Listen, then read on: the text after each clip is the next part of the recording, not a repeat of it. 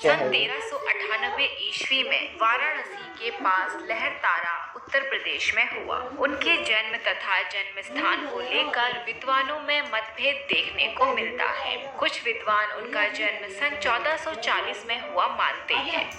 कबीरदास जी का पालन पोषण जुलाहे दंपति नीरू और नीमा ने किया। उनका विवाह लोई नामक महिला से हुआ। उनका एक पुत्र कमाल तथा पुत्री कमाली हुए। कबीरदास जी स्वामी रामानंद को अपना गुरु बनाना चाहते थे।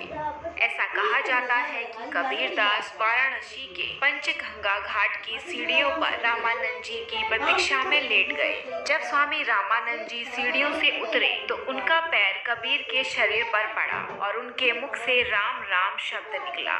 उसी राम शब्द को दीक्षा मंत्र मानकर कबीरदास ने रामानंद जी को अपना गुरु स्वीकार कर लिया। कबीरदास जी अपने अंतिम समय में काशी को छोड़ मगहर चले गए। मगहर में सन 1598 में उन्होंने अपनी अंतिम सांस ली। साहित्यिक परिचय। कबीरदास जी निर्गुण निराकार ईश्वर को मानते थे। उनका मानना था कि ईश्वर कण कण में विद्यमान है। यही कारण है कि वह अवतारवाद तथा मूर्ति पूजा का खंडन करते थे। कबीरदास जी के काव्य में समाज सुधार की भावना स्पष्ट रूप से दिखाई देती है।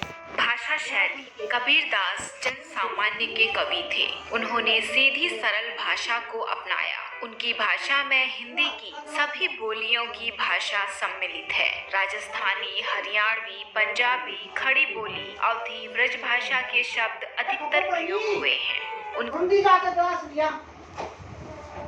इस भाषा को संदूकड़ी भाषा भी कहा जाता है। की भाषा को पंचमेल खिचड़ी अथवा सधुक्कड़ी भी कहा जाता है।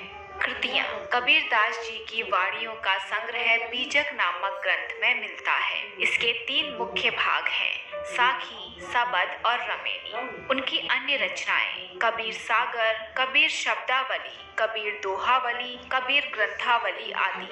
साहित्य में स्थान। कबीरदास जी का हिंदी साहित्य में विशेष स्थान है। उन्होंने जीवन के हर क्षेत्र में सत्य और पावनता पर बल दिया। समाज सुधार, राष्ट्रीय और धार्मिक एकता उनके उपदेशों का काव्यमय स्वरूप था। तत्कालीन समाज की विसंगतियों और विषमताओं को उन्होंने अपनी साखियों के माध्यम से व्यक्त किया है। अनुभूति की सच्चाई एवं अभिव्यक्ति की ईमानदारी उनका सबसे बड़ा गुण था। उनकी शिक्षाएं आज भी हमारे लिए उपयोगी एवं प्रासंगिक है। कबीरदास